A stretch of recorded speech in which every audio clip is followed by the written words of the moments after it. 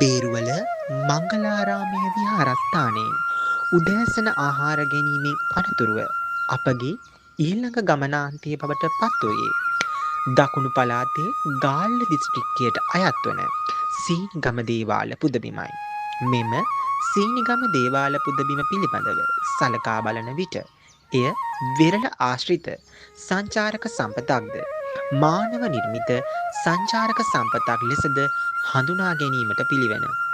ස්වභාවික සංචාරක සම්පත් පදනම උපයෝගී කර ගනිමින් මානව නිර්මිත සංචාරක සම්පතක් ලෙස මෙය නිර්මාණය වී තිබීම මෙහි පවතින සුවිශේෂීත්වයයි.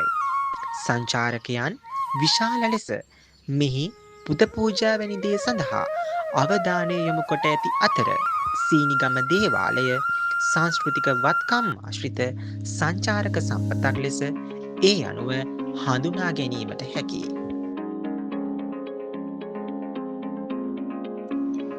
තල්පි වෙරළ තීරය කියන්නේ ශ්‍රී ලංකාවේ දකුණු වෙරළෙහි පිහිටා ඇති චමත්කාර ජනක වෙරළ තීරයක්.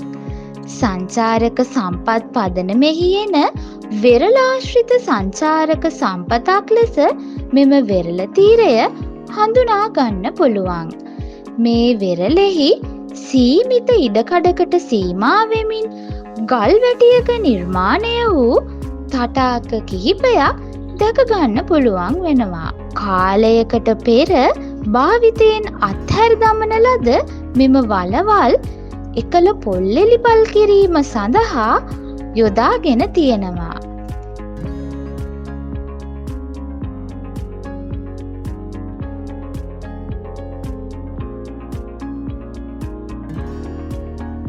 කොග්ගල මඩොල්දුව පිළිබඳව හඳුනා ගැනීමේදී ශ්‍රී ලංකාවේ දකුණු පළාතේ ගාල්ල දිස්ත්‍රික්කයට අයත් වන ප්‍රධාන කලපුවක් ලෙස මෙම කොග්ගල කලපුව පිළිබඳව හඳුනා ගැනීමට හැකි. මෙම කලපුව ආශ්‍රිතව පවතින මඩොල්දුව ප්‍රධාන සංචාරක ගමනාන්තයක් ලෙස ඒ අනුව හඳුනා ගැනීමට හැකි. මෙම මඩොල්දුව ප්‍රධාන වශයෙන් දූපත් 7කින් යුක්තව මෙහිදී හඳුනාගත හැකි. කොග්ගල මඩොල්දුව යනු කොග්ගල කලපුව මැද පිහිටි විශාල වනාන්තර පරිසරයකින් යුත් දූපතක් වන අතර පුරාණ ශ්‍රී ලාංකීය ගොවි සංස්කෘතිය, වියලි සහ තෙත් කලාපීය ශාක වර්ග, කුරුළු සහ වනාන්තර ජීවීන් රැසක් මෙන්ම හරිත වැව් දර්ශනද නිශ්ශබ්ද නිරවුල් වාතාවරණය නිසා මෙම ස්ථානය සංචාරකයන් අතර අතිශයින්ම ආකර්ශනීය වේ. කොග්ගල කලපුවට මෙම ළම ලැබී ඇති ආකාරය පිළිබඳව විමසන විට ජනවහරෙහි දැක්වෙන්නේ කලපුව ප්‍රදේශයේ පැවති ගල් දෙකක් මැදි කරගෙන කොකුන් යුවලක් වාසය කළ බවත් ඒ අනුව කොකා läගපු ගල කොග්ගල වූ බවත්ය. මෙම කොග්ගල කලපුව ප්‍රදේශයට ගමන් කෙරෙන විට බෝට්ටු මගින් මෙහි දූපත්වලට ළඟා විය හැකි අතර මිනිසා සහ ස්වභාව දහම එකට බැඳී තිබෙන මෙය පරිසර සංචාරකයන්, ඡායාරූප කලාකරුවන්, ඉතිහාස සංස්කෘතික වැඩිදුර දැනුම සොයා යන්නන්ට අගනා ගමනාන්තයක්ද බවට පත් වී ඇත. මෙහිදී අතීත කාලයට අයත් වන උපකරණ පිළිබඳවද හඳුනාගත හැකි වූ අතර ඒ අනුව සෙක්කුව නම් වූ උපකරණයක් නිරීක්ෂණය කිරීමේදී එය අතීතයේ පොල් ලඹරන්නට, බෙහෙත් කොටන්නට වැනි කටයුතු වලට යොදාගත්තේ යයි සිතිය හැකිය. මේ කරුණු අනුව යමින් පැහැදිලි වන්නේ අතීතයේ සරල සාමාන්‍ය ජීවිතයකට පුරු මිනිසාගේ ඒ සමාජීය සංස්කෘතික වශයෙන් පැවතියා වූ අනන්‍යතාවයේ ස්වරූපයයි. ඒ වගේම තවදුරටත් මෙම දූපත් පිළිබඳව නිරීක්ෂණය කරන කලෙහි අපට දැක ගැනීමට හැකි වූයේ සාමාන්‍ය සරල ජීවිතයක් ගෙවන මිනිසාගේ ඒ පැවතියා වූ ස්වභාවයයි. ඒ අනුව මැටිගැසු සාමාන්‍ය නිවාස තනා ගනිමින් මොවුන් ජීවත් වූ අතර ඔවුන්ගේ ජීවනෝපාය ලෙස කුරුඳු සහ තේවැනි ආර්ථික කටයුතු වලට නැඹුරුව ඔවුන් ජීවත් වී ඇති බව අපට නිරීක්ෂණයන්හිදී අපට පැහැදිලි වුණා. එසේම ඔවුන් එම කාර්යයන්හි නියැලෙමින් තම ජීවනෝපාය සාර්ථක කර ගැනීමට වෙරදරන ආකාරයද දැකගෙන හැකිවීම මෙහි පැවතියා වූ සුවිශේෂීත්වයයි. මේක කුරුඳු දූපත කියලත් හඳුන්වනවා. ලංකාවේ කුරුඳු තේ නිෂ්පාදනය කියන්නේ ඖෂධීය වටිනාකමකින් යුතු පානීය පොතු අයින් කරලා අතීතයේත් කුරුඳු තේ නිෂ්පාදනය කරන විදිහ තමයි මේ සිය දැන් අපිට කියලා දෙන්නේ. ඒ වගේම මෙහි පැමිණෙන දෙස් විදෙස් සංචාරකයන්ට මිලදී ගැනීමට කුරුඳු පැකට් සකස් කරලත් තියෙනවා.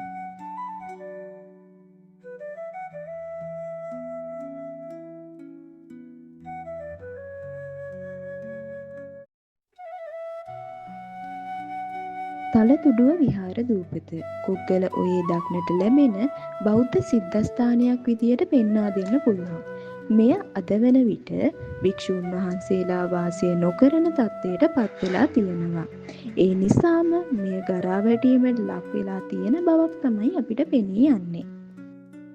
නමුත් මෙහි සංවර්ධන කටයුතු මෙතෙක් සිදුවන බවක් දක්නට නොලැබෙන අතර ඒ සංවර්ධනය කිරීම තුළින් විදේශීය සංචාරක ආකර්ෂණය වැඩි දියුණු කරගන්න පුළුවන්. ඒ වගේම මේ දූපත් නමය පුරාවට අපිට දක්නට ලැබුණු සුවිශේෂී ව්‍යාපෘතියක් තමයි මේ අපිට දක්නට ලැබෙන්නේ. දූපත්වල ඉවුරු කාදනය වළක්වා ගැනීමට කඩොලාන ශාක සිටුවීම මෙහිදී සිදු කරනු ලබනවා.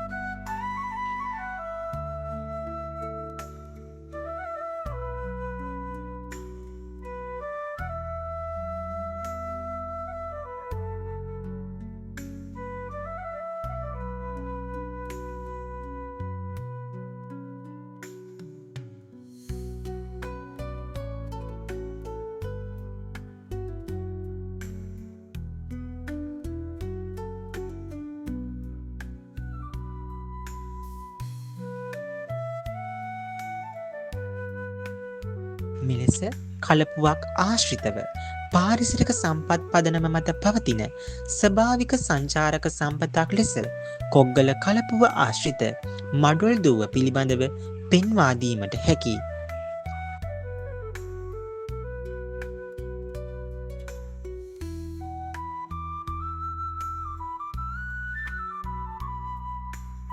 ඉතින් අපි මේ කොග්ගලොවේ සුන්දර සුවිශේෂී ගමන අවසන් කරන්නයි මේ යන්නේ.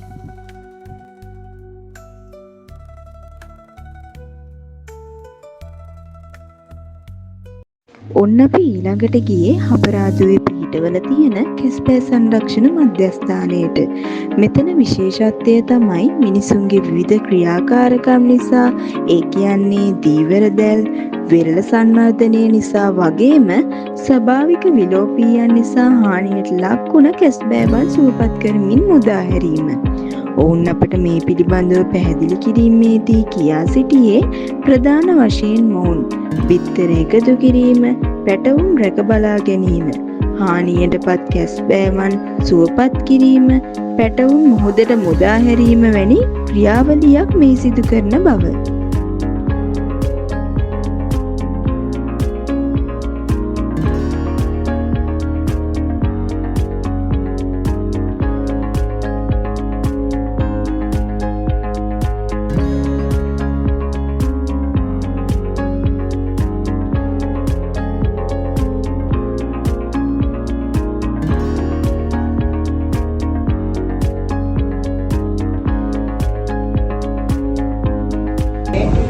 මාළුදැල් නිරීකපු ප්ලාස්ටික් මොඩ බෝඩ් මේ වගේ නොයෙකුත් ආබාධ තුවාල වල ලකුණට පස්සේ මේ කැස්බෑවුන්ගේ 80% විතර මුක්ති මරණයට පත් වෙනවා. නමුත් 20%ක් වගේ පොඩි ප්‍රමාණයක් වෙලට ඇදීගෙන ආවම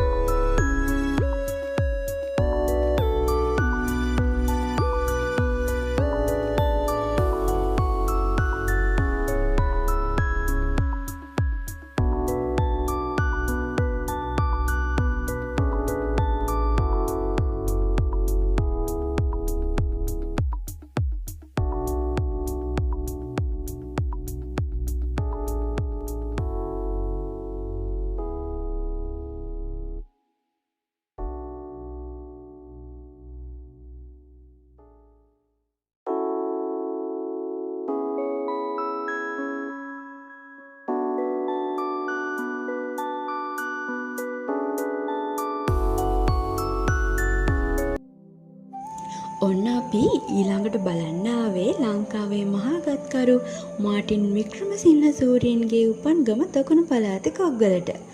ඉතින් මේ තියෙන්නේ ඔහුගේ පැරණි නිවස කේන්ද්‍ර කරගෙන පිහිටුවා ඇති මාටින් වික්‍රමසිංහ ජනකලා කෞතුකාගාරයයි. ඇත්තම කිව්වොත් මේක කෞතුකාගාරයක් විතරක් නෙවෙයි. මේක අපේ ගැමි සංස්කෘතිය, සාහිත්‍ය සහ සොබහදහම එකට මුසුණු අපූර්ව තැනක්. ඉතින් මේ කෞතුකාගාරය මානව නිර්මිත සංචාරක සම්පත් කාණ්ඩයේ එන සංස්කෘතික වත්කම් ආශ්‍රිත සංචාරක සම්පත් වශයෙන් අපිට හඳුනගන්න පුළුවන්. ඉතින් මේ කෞතුකාගාරය ගාල්ල නගරයේ ඉඳලා මාතර දෙසට කිලෝමීටර් 15ක් පමණ දුරින් තමයි පිහිටලා තියෙන්නේ. මේ කෞතුකාගාරයේ පිහිටි භූමි ප්‍රමාණය අක්කර 11ක් පමණ. ඔයාලට මේ පේන්න තියෙන ස්වභාව දහමෙන් අනුවන පරිසරය තමයි 1890 මේ 29 වනදා ඉඳලා මාටින් වික්‍රමසිංහ මහතා හැදී වැඩෙන පරිසරය වෙන්නේ. එතුමාගේ නිර්මාණයන්ට එතුමා විසින් රචනා කරන ලද ග්‍රන්ථවලට පාදකුණු පරිසරය තමයි ඔයාලට මේ දකින්න ලැබෙන්නේ. අපි මුලින්ම බලන්න යන්නේ මාටින් වික්‍රමසිංහ මහතා උපත ලැබූ නිවස. ඒ තුළ ඔහු ලියූ නවකතාවල මුල් පිටපත්, ඔහුගේ අත්අකුරෙන් ලියූ ලිපි, ඔහුගේ ජීවිතයේ විවිධ අවස්ථාවල ලබාගත් ඡායාරූප, සිත්තරුන් ඔහුව චිත්‍රයට නගා ඇති ආකාරය, ඔහු භාවිතා කළ පෑන්, උපසියුලද නැරඹිය හැක.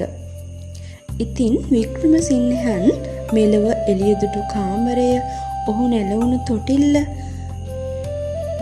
සහ ඔහුගේ කෑම කාමරය ඒ අයුරින්ම ප්‍රදර්ශනයට සුදුසු ලෙස සකසා තිබීම ඉතාම විශේෂිතයි.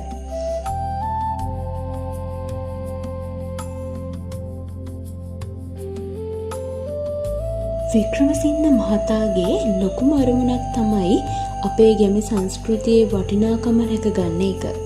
මේ ජන කලා කෞතුකාගාරය ඒ වෙනුවෙන් ඉදිවුණ එකක්. මෙහිදී ඔබට අපගේ ගැමි ජනතාවගේ එදිනදා ජීවිතය, තාක්ෂණය සහ කලා ශිල්ප පිළිබඳ විශාල දැනුමක් ලබා ගන්න පුළුවන්.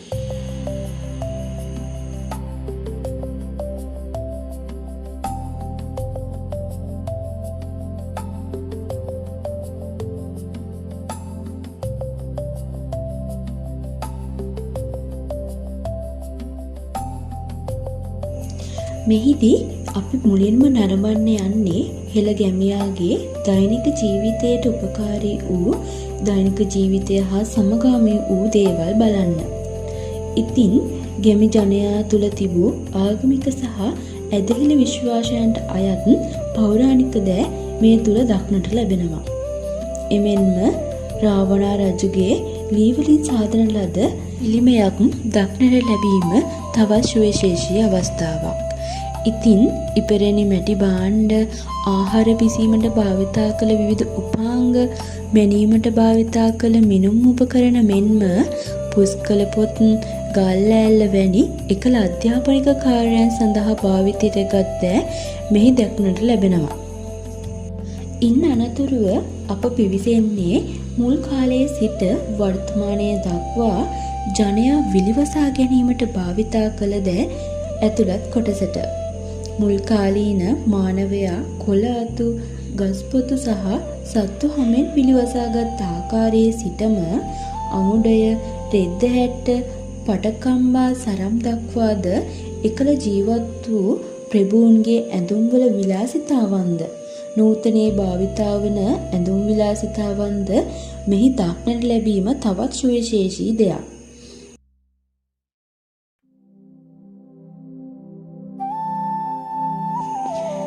ගැමි ජනයාගේ සෞන්දර්ය රසවින්දනය උදෙසා අතීතයේ ගැමියාට තිබූ ගැමි කලා පිළිබඳව මාටින් වික්‍රමසිංහ ජන කලා කෞතුකාගාරයේ තවත් කොටසක ප්‍රදර්ශනය වෙනවා.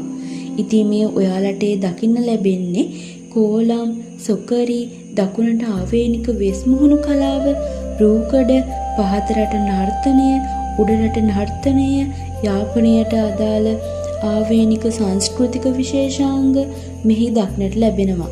ඒ වගේම ඒ සඳහා යොදාගත් භාණ්ඩ, උපකරණද මේ කෞතුකාගාරය තුළින් ඔයාලට නරඹන්න පුළුවන්. ඉතින් මේ කෞතුකාගාරය තුළ ඇති ප්‍රදර්ශන සියල්ලම පාහේ මානව සංචාරක සම්පත් වර්ගීකරණයේ එන සංස්කෘතික වත්කම් ආශ්‍රිත සංචාරක සම්පත් විදියට හඳුනගන්න පුළුවන්. නැටුම්, සංගීත, නාට්‍ය අංග, පාරම්පරික ක්‍රීඩා, ඇඳුම් පැළඳුම්, ආභරණ හා විවිධ චාරිත්‍ර ක්‍රම නිරූපණය කරන භාණ්ඩ තුළින් ලාංකීය සංස්කෘතික අනන්‍යතාවය කියාපානවා.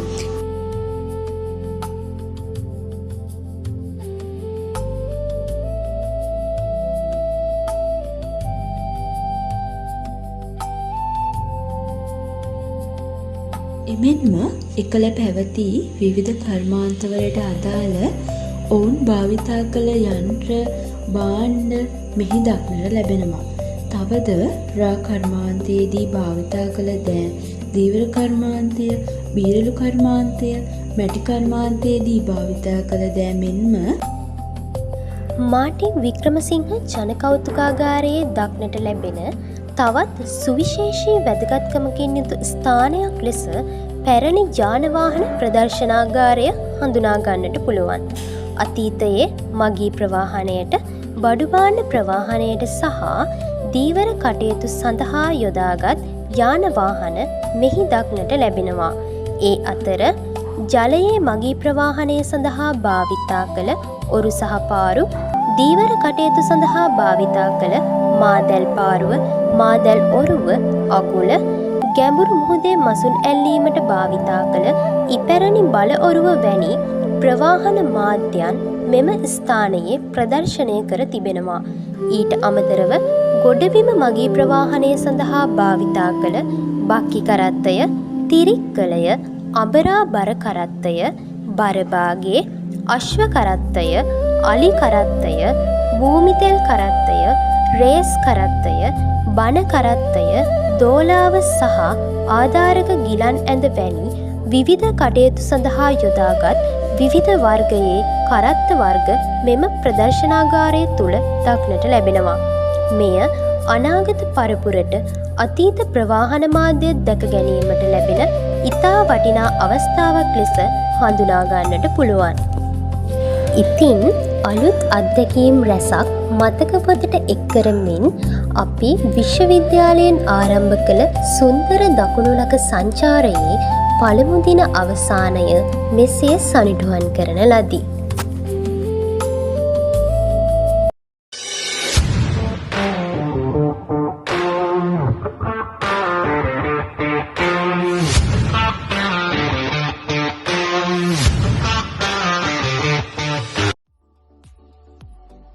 ශේෂ්ත්‍ර චාරිකාවේ දෙවන දිනයේදී ගමන ආරම්භ වූයේ ගල්ඔය ප්‍රදේශයෙනි. සංචාරක ආකර්ෂණයෙහි සුවිශේෂීම වූ ප්‍රදේශයක් වශයෙන් මෙම ගල්ඔය ප්‍රදේශය පිළිබඳව අපට හඳුනා ගැනීමට පුළුවන්.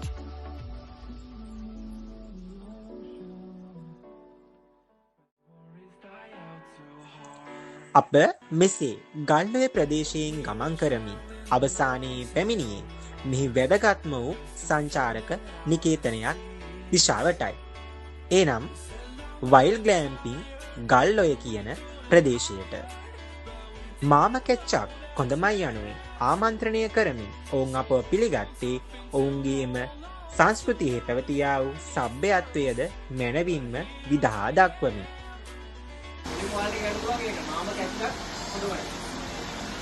මාම කැච්චක් කොඳමයි. ගමන ආරම්භ කිරීමට මත්තෙන් මෙහිදී ඔවුන් අපට සංග්‍රහ කරේ ඔවුන්ගේ එම ආගන්තුක සත්කාරයෙහි පැවතියා වූ ඒ සාධනීය වූ ගුණය නිසාවෙනි.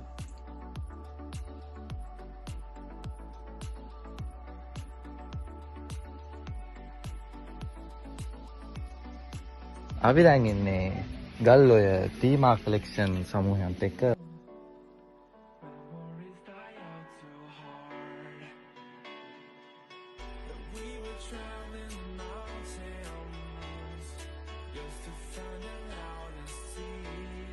මෙසේ අපි ගමන් කරන මාර්ගය පුරාවටම විශේෂයෙන්ම අපගේ ස්වභාව සෞන්දර්යයේ සුමිහිරි අත්දැකීම් අපට ග්‍රහණය කර ගැනීමට හැකිවීම වැදගත්ම දෙයක්. ප්‍රදේශය අවට මනාව පැහැදිලි වූයේ ස්වභාව සෞන්දර්යයේ අනූන වූ ඒ ලක්ෂණ වල විහිදීමයි. හරිත ශාක වලින් සුන්දර වූ එම පරිසරයත් කුඩා ජල ප්‍රදේශයක් නිසා මේ ප්‍රදේශයට ලැබී ඇති වටිනාකම පාරිසරික වශයෙන් ඉතාමත්ම වැදගත්. දීර්ඝවම පැමිණි මෙම ගමන පුරාවටම අපහා එක් වූ එම ප්‍රදේශයේ නිලධාරීන් සහ අසල්වාසීන් අපහට සවිස්තරාත්මකව එම එක් ප්‍රදේශවල තොරතුරු සැපයීමට අපහා එක්ව කටයුතු කරා. මාර්ගය දෙපසින් ගමන් කරන විට දැකගත හැකි වූයේ සුවිශේෂී වශයෙන්ම ඔවුන් වගාවන්හි යෙදෙමින් ආර්ථිකයට දක්වන්නා වූයේ සහයෝගීත්වයයි.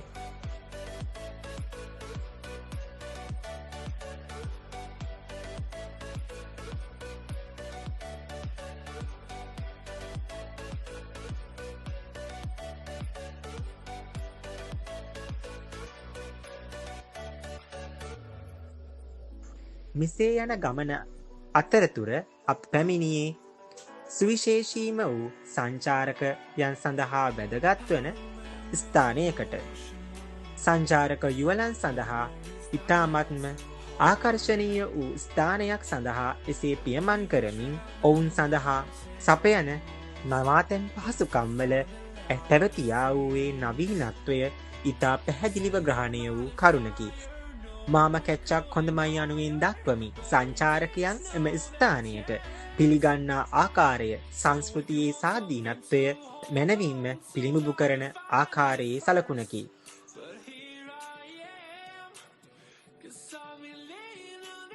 ඒවාගේම ජල පහසුකම් වෙනත් වූ සුවිශේෂීම වැදගත් වන පහසුකනුත් මේ ඔස්සේ සැපයීම නිසා සංචාරකයන් මේ සඳහා ආකර්ශනය වීම ඉතා සුවිශේෂීම කරුණක් බවට ඒ අනුව පත්වෙනවා. ඒ වගේම තමයි කඳුවලල්ලෙන් වට වූ ස්වභාව සෞන්දර්යත්වයේ අනූනත්වය සමග සංචාරක ආකර්ශනීය දර්ශනයක් මෙහිදී මැනවින් පිළිඹු කරනවා. මේ අනුව සංචාරකයන්ගේ සුව පහසුව තකා නාන තටාක පවා ඉදිකිරීම තුළින් සංචාරකයන් තවදුරටත් මේ ප්‍රදේශ සඳහා පැමිණීමට එය හේතු සාධකයක් වනවාද නොඅනුමානයි. එවැගේම සංචාරකයන් සඳහා ආහාර සපයා ගැනීමට අවංහල් පවා මෙහි ඉදිවී තිබීම නිසා ඔවුන්ගේ පහසුකම් වලට එය ඉතාමත්ම වැදගත් සහයක් සපයන බව නොඅනුමානයි.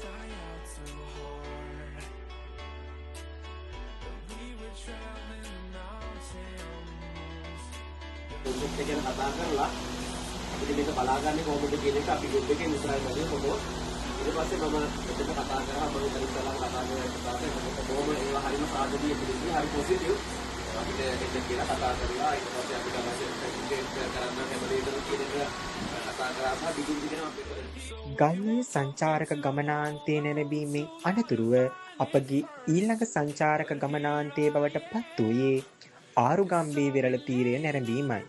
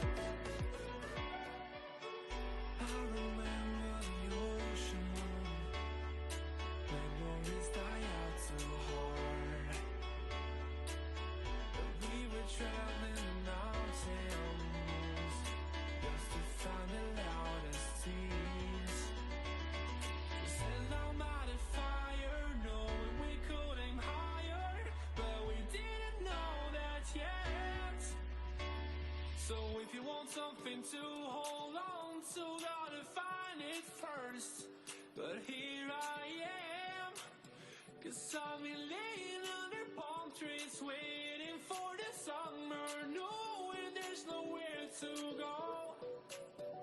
ශ්‍රී ලංකාවේ පිහිටි ඉතාමත් සුන්දරම සහ සංචාරක ආකර්ෂණයෙන් අග්‍රගණ්‍ය ස්ථානයක් ලෙසට ආරුගම්බේ වෙරළ තීරය පෙන්වා දිය හැකිය.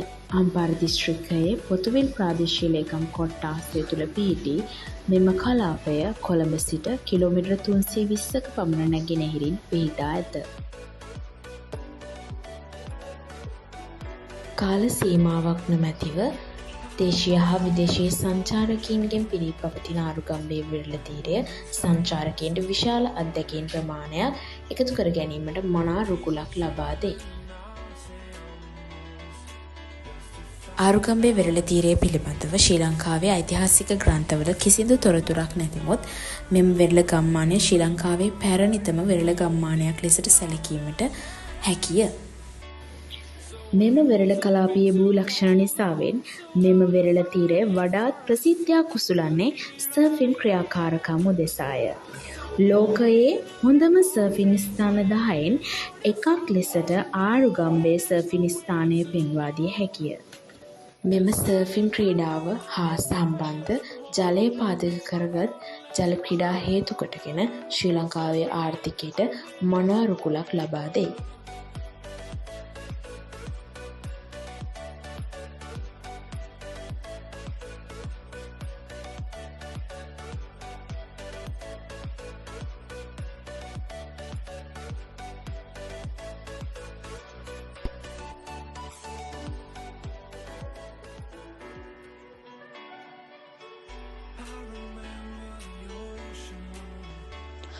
ඒ වගේම අපිට ආරුගම්බේ සංචාරක කලාපයේ ආශ්‍රිතව ජනප්‍රිය ක්‍රීඩාවක් ලෙස වෙරළ ආශ්‍රිත වොලිබෝල් ක්‍රීඩාවද හඳුනා ගැනීමට හැකිය.